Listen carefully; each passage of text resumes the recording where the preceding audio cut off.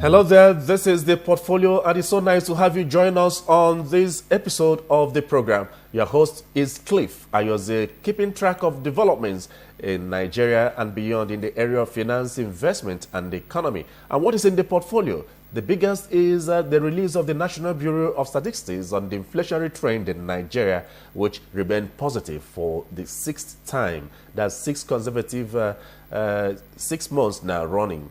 6 consecutive times running from the present data of 16.10% compared to what obtained in June when we had 16.10%, and now we have 16.05%. That's a lot of positives on the prices of commodities. That's the Consumer Prices Index. And of course, we'll continue to plan on that and consolidate. It remains an attraction for investors. But we're not taking away another deal that was sealed in the course of that. The Nigeria, European Union, Germany sealed a deal of 24.5 million euros efficiency or energy efficiency project to benefit 18 states in Nigeria. And that's, in fact, a good news. But away from that, in the last 6 months, the Central Bank of Nigeria has injected a total of $9.96 billion into the interbank foreign exchange market. And that has helped to stabilize the Naira, and it remains an attraction for investors to plan and on what areas to invest in Nigeria. Moving ahead, we'll have a lot that is trending. But we have more on the portfolio news where Leah Katumba Batunde will be holding sway. But our main focus today will center on Unido EU partnership towards setting up infrastructure system in West Africa and in fact Nigeria, running to the tune of 24 million euros, 12 for West Africa and 12 for Nigeria. And how has Nigeria fared? And what is the position of this? We'll be hearing from the Unido Program Manager for West Africa Quality Systems, Bernard Barr, in a moment. But first, the portfolio news.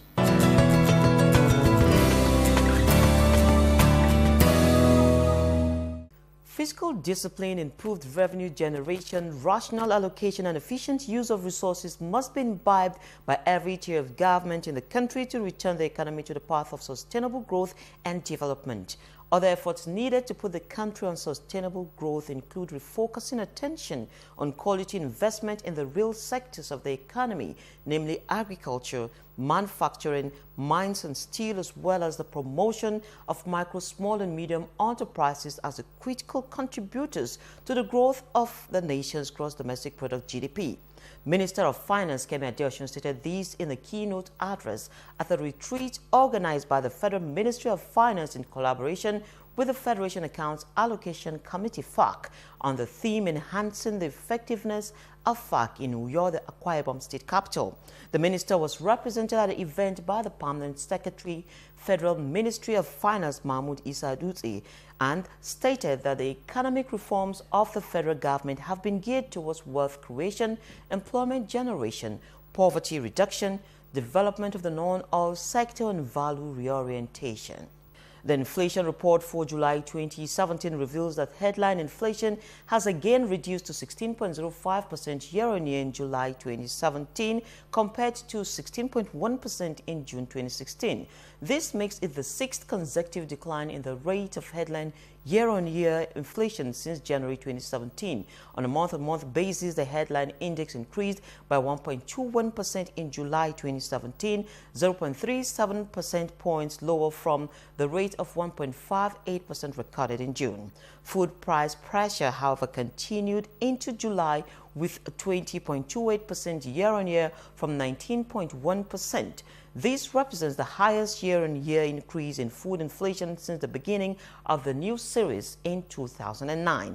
On a month-on-month basis, the food sub-index increased by 1.52% in July, down by 0.47% from 1.99% recorded in June.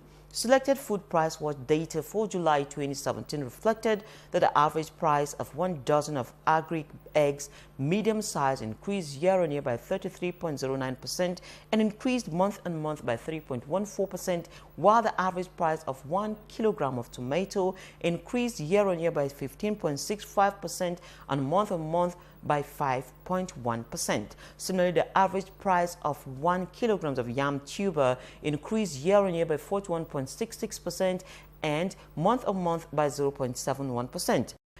Moving on, the United Nations Industrial Development Organization, Unido, says its concern in Nigeria's value chain is not only for local consumption but exports as well to boost viability in the non-oil sector. Dr. Hena Lehe, Unido's conduit of excellence expert, says the National Quality Infrastructure Program, NQRP, will take a step further in ensuring Nigeria conforms to excellent trade practices to increase competitiveness. The Nigerian products in Europe is a little bit, difficult, let's say, because of incidences, and we are hoping to restore this confidence so that we can get back to exporting, to especially the high-value markets, which is where we have the really interesting profit margins.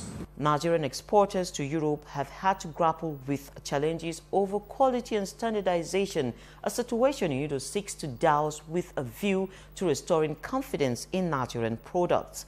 In the African Capacity Building Foundation, ACBF, the African Union Specialized Agency for Capacity Development, says countries across the continent need an effective and efficient integration to fast-track their economic development. ACBF's Executive Secretary, Professor Emmanuel Nadozie, made the declaration in a speech on the political, legal imperatives of regional integration he gave at the annual conference of the Nigerian Bar Association in Lagos, responding to a suggestion that Nigeria, Africa's most populous country and the continent's largest economy with about 180 million people and a GDP of more than $500 billion, could go it alone. He said the country would rather fare better in an integrated Africa. Professor Nadozie pointed out that a lack of capacity to implement protocols on integration and cooperation African leaders signed was a major drawback to the realization of the concept.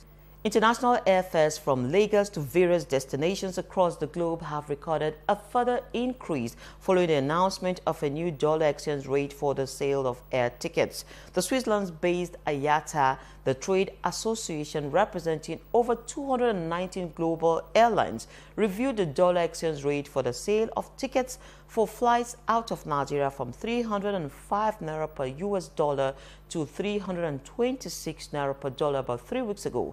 As a result of these developments, international airfares out of Nigeria, which are already on the high side, have risen further by 7%.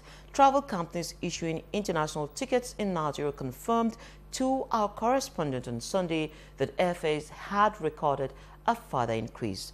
And that wraps up the news segment of the portfolio. Cliff Iozia will take it from here.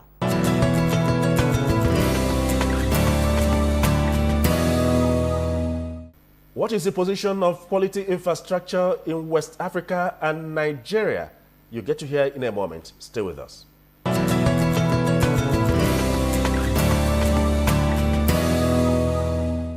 This is the portfolio hot seat, and our focus will center on quality infrastructure for West African nations. And this is against the backdrop that lack of quality has continued to affect the services and products emanating from West Africa in penetrating international market. And I have as my guest the Unido Program Manager for West Africa Quality Systems, Mr. Bernard Burr. It's my pleasure to have you join us. Hello, sir. Well, the United Nations International Development Organization or Industrial Development Organization has been very unique in partnering with the European Union to drive quality infrastructure in West Africa since 2001. What is the assessment of quality infrastructure in West Africa before and after you joined? Thank you. Indeed, Unido, which is the United Nations Industrial Development Organization, has been involved in developing quality infrastructure for West African states since 2001, as you mentioned. And our mandate, as you know, has been reinforced during the last adoption of the SDGs by the United Nations. And we are particularly focusing on the goal number 9 on the industrial development, on industrialization, innovation and infrastructure. And in this framework, we are helping developing countries and mainly least developed countries to advance their industrial development. And we have come to the assessment in the late 90s after the signature of these WTO agreements on technical barriers to trade and sanitary and phytosanitary measures that Africa was lagging behind in terms of exports mainly of quality products, and we're facing these obstacles, these technical barriers to trade, mainly due to non-conformity of the products with international requirements and mainly with the importers' standards. So with this assessment, the West African communities, starting with YMU, UMOA, the 8 countries of the Francophone countries, came to the idea of developing a program with the support or financial support of the European Union to develop a sound quality infrastructure for the region. So we had to work into the within the 2 different components of quality infrastructure, which is standardization. We tackled harmonization of standards, which is metrology, so the science of measurement, to make sure that all products or machinery or instruments are calibrated towards international standards to ensure equivalence of measurements across countries. We worked also on accreditation, which is the recognition of competence of the level of conformity assessment bodies, which are indeed testing and calibration laboratories, which are inspection bodies and certification bodies. We worked also on the front of quality assurance and quality culture development for the within this program, and conformity assessment. So mainly bringing the conformity assessment bodies and laboratories in particular to a level of qualification and level of quality of testing that is internationally recognized, hence promoting the international trade or promoting the exports and making able to accept the products on the import markets. Okay, we're talking about accepting the quality standards and making it conform with international expectations. How well has the 16 member nations of ECOWAS or West Africa keyed into these projects by establishing national policies to achieve this task? Yeah, precisely. The core and the most important activity within this project was to indeed develop national quality policies, but not only develop national quality policies, but make them aligned to ECOWAS quality policy, which has been developed 4 or 5 years ago. So this was the first objective, is to have first a political understanding of the quality needs and a political, let's say, acceptance and backup on quality issues. So the most important stage is to have the political will expressed to go ahead with a quality development plan. So indeed, in 16 countries, we have managed to prepare or update existing national quality policies and put them in line with the regional ECOWAS quality policy. This was the first level of interventions. We have also facilitated the understanding by ECOWAS authorities of the quality infrastructure, meaning that we have taken them to visit other regions in the world to understand how it works. And then, starting from the quality policies setup, then we could start implementing the different technical components like standards harmonization across the region, which is also a challenge because each country has had the different standards, and even the trade between countries is still not that easy because each country really rely on their own standards, and there was not yet harmonization. So we have started working on that front to make sure that Nigeria, for instance, adopt the same standards as Niger or Benin or Ghana and other countries of the region. So very, very important also the standardization, and we have created several harmonization committees. Before we get into that, because we know that the current project sponsored by the European Union to the tune of 12 million euro will terminate by 2018, covering the West African region. And we have a different project for Nigeria, the National Quality Infrastructure Project. How would you draw a line between both? How does it work? And what is the assessment of the progress so far made in Nigeria? Yeah, thank you. I think the region has been lucky to get in parallel these two funding for this project. On the one hand, we have this 12 million intervention at regional level, covering the 16 countries, because Mauritania is included as well. And we have this intervention that was signed barely one year before the West African one, funded again by the EU to the tune, as you mentioned, of 12 million euros. So overall, we have a 24 million budget to harmonize the quality infrastructure in the region. Of course, we understand that the needs from a nation like Nigeria are very different from the needs from a small country in the region. So this is why, as I say, we are lucky that the EU put a substantive amount of money to upgrade the national quality infrastructure in Nigeria. And of course, the good thing is that all these programs are managed from Abuja, since it is also the headquarters of the ECOWAS Commission. So both teams are working together. The time frame is also very much the same, in 2018 or so, and we make sure that each program contributes to one another. Like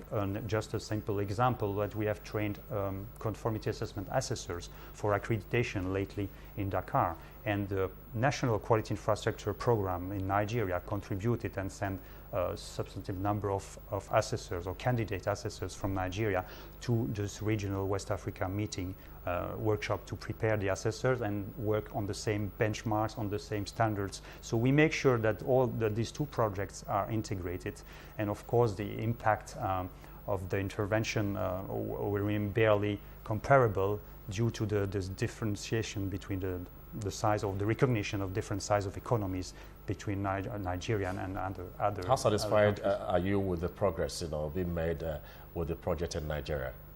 We are very satisfied with the level. As day one, I had the opportunity to be the former project manager of Nigeria. I was the one involved in the starting phase of the project, which then later on I handed over to my colleague.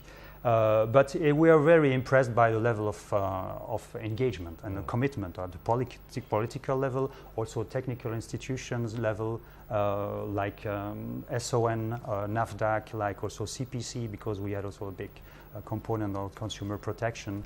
So we were very impressed by the will of the country to go really to improve and to work with this framework. Yeah. Okay, if you're just joining us, this is the Portfolio Hot Seat, and our guest is Mr. Bernard Burr, who is the Unido Program Manager for West African Quality Systems. And our focus is on quality infrastructure for West African nations. We'll be back in a moment.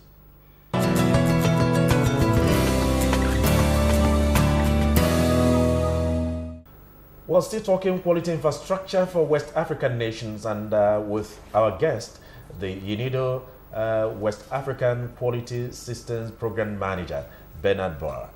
Now, during your last conference you have in Abuja, you talked about setting up a legal framework, you talked about the place of private sector, you talked about micro, small and medium enterprises. Would you want to escalate your presentation at that time on how it will deepen quality infrastructure in West Africa?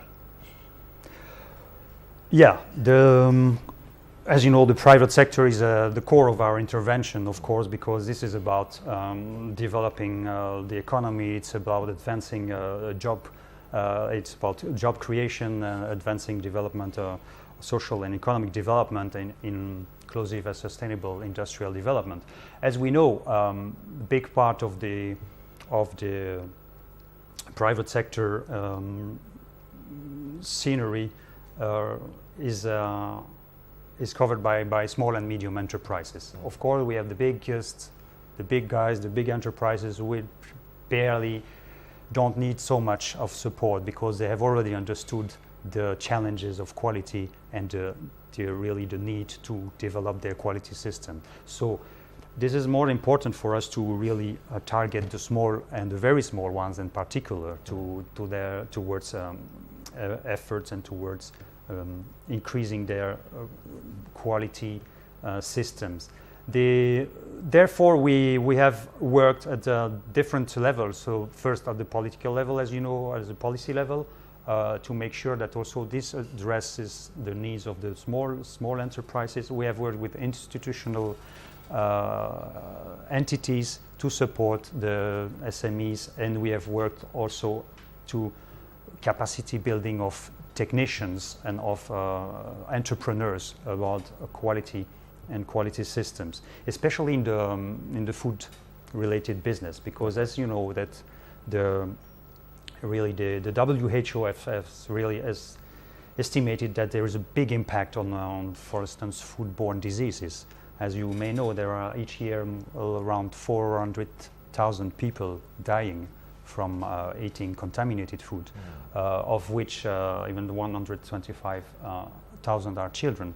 So if we can ensure that the production and the availability of food is safe by training food producers and smallholders in particular, by training consultants that can help these small enterprises set up a quality food safety systems, by increasing the awareness of the consumer in general, so that the demand for quality and the demand for food safety increases.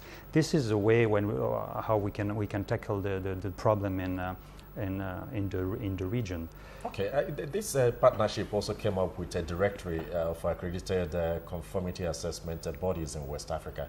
How is this expected to impact on quality infrastructure? We have a directory which covers all the countries in the region, showing which laboratories or certification body or inspection body is accredited internationally, meaning that their services are in line with international standards. So in case you want to make export, you can go to these bodies. Exactly. So the people who want to export, the enterprises who want to export can go to these bodies to have their products tested, so that they are in conformity with the standards. Well, on that note, I'd like to say special thanks to the United Nations Industrial Development Organization Program Manager for West Africa Quality Systems, Mr. Bernard Burr, for speaking to the issue of quality infrastructure for West African nations. Well, thank you so much. Thank you, sir. It was my pleasure. And this is the portfolio. As we move on, we'll look at developments in the capital market. How is it trending?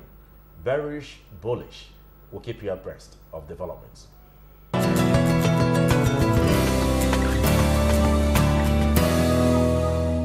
The Nigerian stock market in the week ended Friday the 25th of August 2017 recorded a marginal decline as persistent profit-taking continues to take toll. At the close of the week, the NSE All-Share Index and market capitalization depreciated by 0.74% to close at 36,646.46 points and 12.631 trillion naira. Now, similarly, all other indices finished low during the week with the exception of the NSE Main Board, NSE Banking and NSE Consumer Goods indices that appreciated by 1.34%, 0.31% and 2.38%. A total turnover of 1.538 billion shares worth 24.218 billion naira were traded in 19,187 deals in the course of the week under review by investors on the floor of the exchange. The financial services industry led the activity chart with 1.209 billion shares valued at 14.21 billion naira traded in 10,692 deals, thus contributing 78.65% and 58.68% to the total equity turnover volume and value.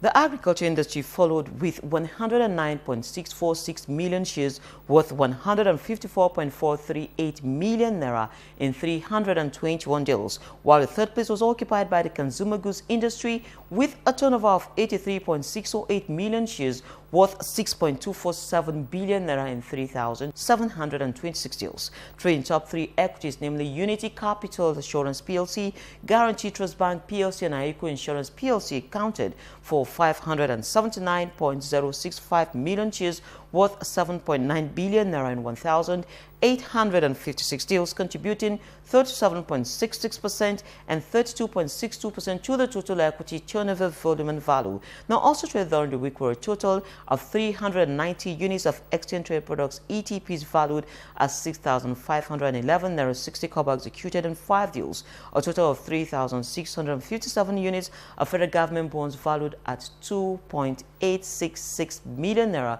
were traded in 9 deals. On the price movement chart, 32 equities appreciated in price during the week, 40 equities depreciated in price, while 99 equities remained unchanged.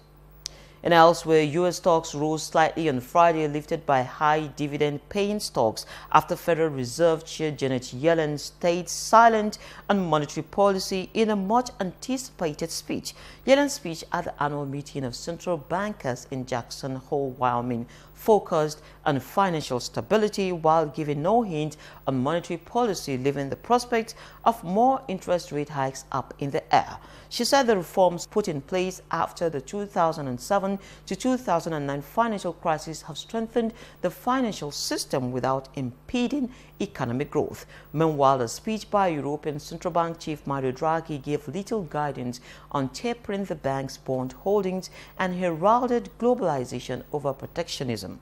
For the week, the Dow rose 0.65% to end at 21,813.67 points. The S&P 500 gained 0.72% to 2,443.05 points, and the Nasdaq climbed 0.79% to 6,265.64 points. European stock markets finished Friday's session by swinging into the red. It actually pulled back as U.S. Federal Reserve Chairwoman Janet Yellen gave nothing away about the path forward for monetary policy in the world's largest economy. UK stocks finished a choppy session slightly lower on Friday, with the investment mood tempered by a jump in the pound against the dollar. The FTSE 100 index closed at 7,401.46 points. It garnered a 1.1% weekly gain.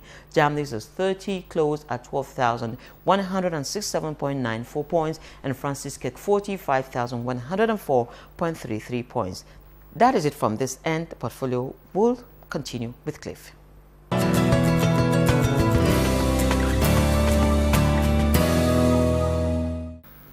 That's it on the portfolio, and we thank you so much for being there for us to take away one or two information of importance to you. And of course, if you have any information or inquiries, don't fail to get in contact with us through the information on your screen. And on behalf of my colleagues that contributed to the realization of this project, this is Cliff Ayozie wishing you the very best.